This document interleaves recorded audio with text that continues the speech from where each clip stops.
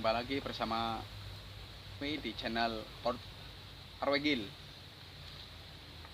Channel baru yang merubah wajah baru pemuda desa.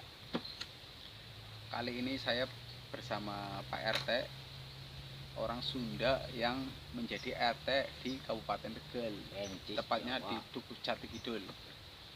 Ya. Apa kabar Pak RT? Baik. Dan satu lagi yaitu pemuda inspiratif, Mas Adi Noval, yang baru kelar sidang untuk kelulusan D3-nya di Politeknik Tegal. Apa kabar Mas Noval? Baik, alhamdulillah. Sebelum kita mulai, kita seruput dulu wedang serebetnya. Serebet. Oke, pertama saya dengan Pak RT. Akrabnya itu dipanggil Kang Ajat ya. Kang Ajat, sudah berapa tahun perjalanan Pak RT di tepatnya di Dukuh Jati Kidul? Kurang lebih 16 tahun. 16 tahun. Tahun berapa itu? Kira-kira pertama kali ke beristrikan orang Tegal? Tahun 2005. 2005. Atau 16 tahun. Iya. Ricik umurnya berapa Ricik anak pertamanya?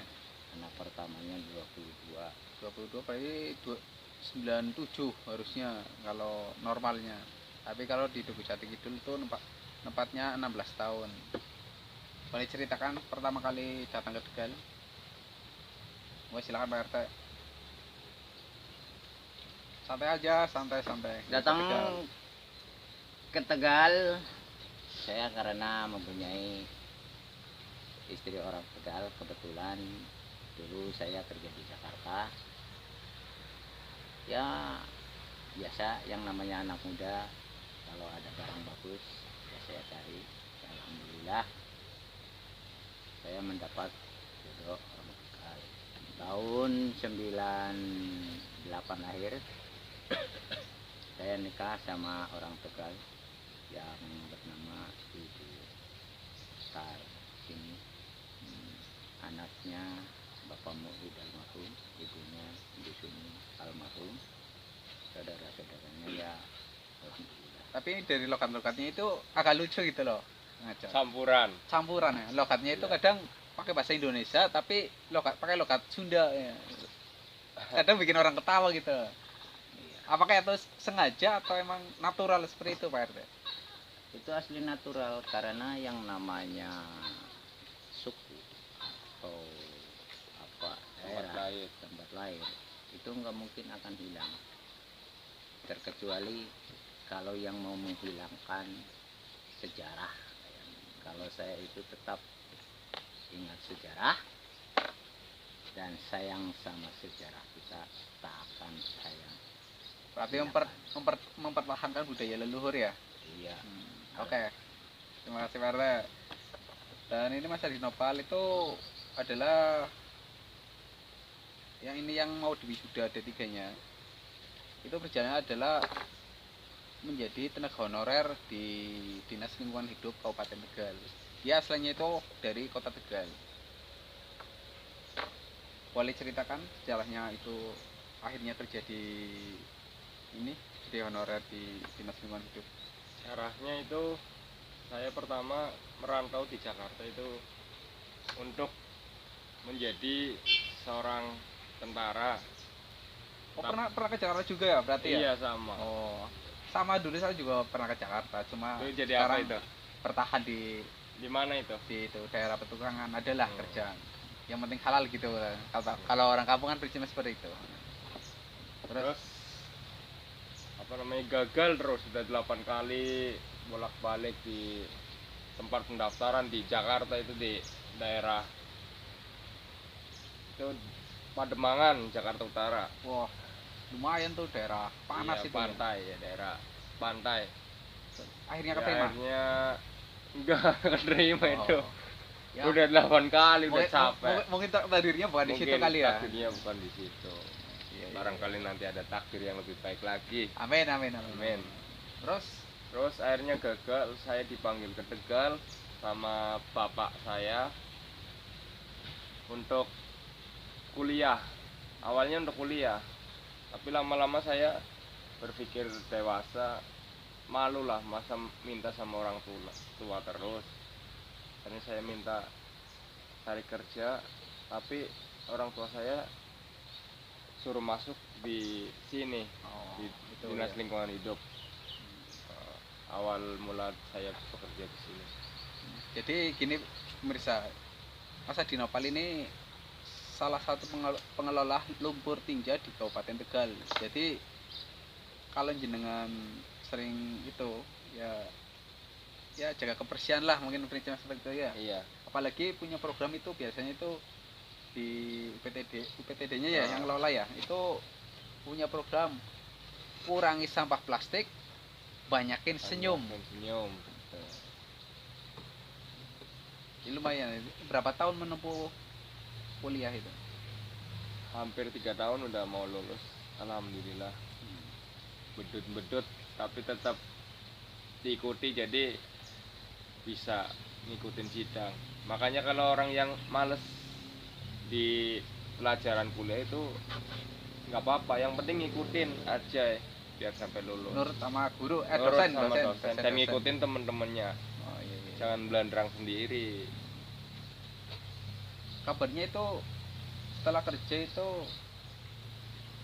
Masa Dinopal ini ngojek juga ya? Ngojek online ya? Ojol ya itu. Iya. Ya buat lumayan buat jajan sih. Buat sama kuliah gitu ya. Kalau dari gaji honorer itu buat itu ya, buat lain-lain lah, ada lain-lain ya, namanya kuliah. anak muda ada setorannya.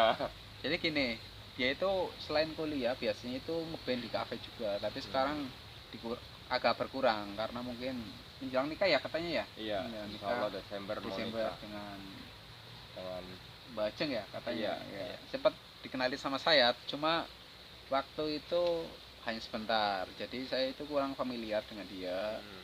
Kalau dengan dia sih sering ketemu, makanya pas saya ajak itu talk seperti ini itu dia mau aja gitu. Kalau kembali ke Kang Ajat ini, Kang Ajat itu ceritanya gimana pas tahu-tahu itu menjadi RT gitu loh, coba ceritakan Pak RT. Saya itu tidak tahu menau bahwa di situ ada namanya pembentukan RT, karena RT yang pertama mungkin tidak lama atau ada masalah yang lain, saya kurang begitu tahu. Dulu saya biasanya Jakartanan sebagai kuli harian lepas atau sebagai kuli paket. Nah udah gitu langsung ada yang mengirim surat undangan untuk kumpulan warga sekitar.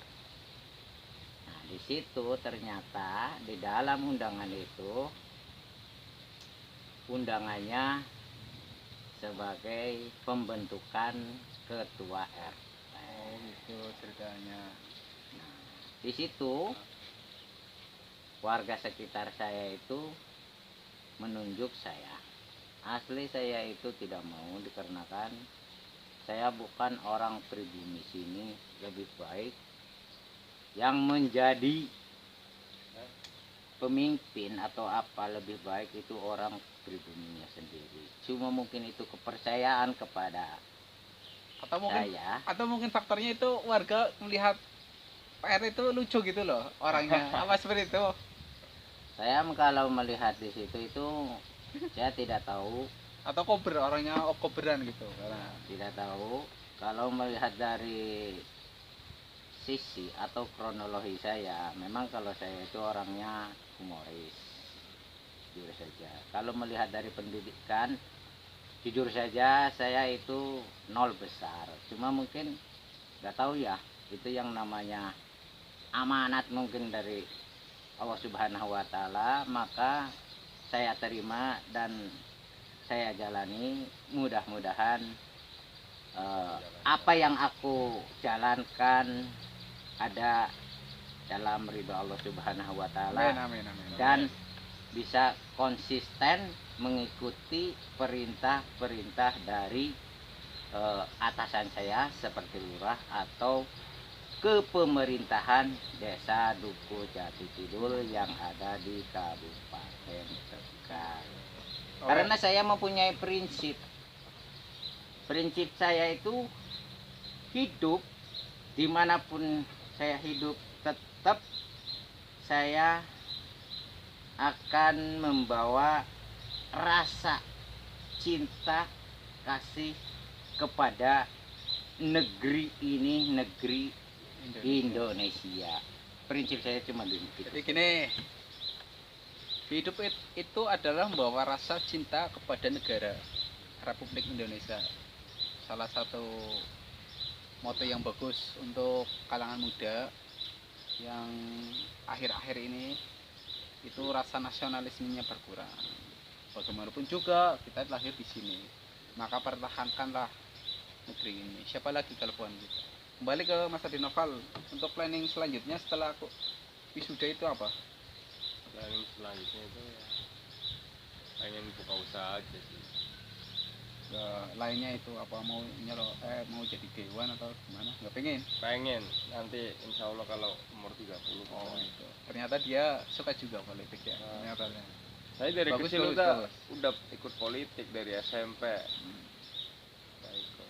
Ya syukur, mudah-mudahan sukses semuanya. Terima kasih Mas Adi Noval. Ya, Terima kasih Kang Ajat. mantap. Salam wedang serbet. Mantap. Jahe Terima merah. kasih. Jangan lupa like dan subscribe channel kami.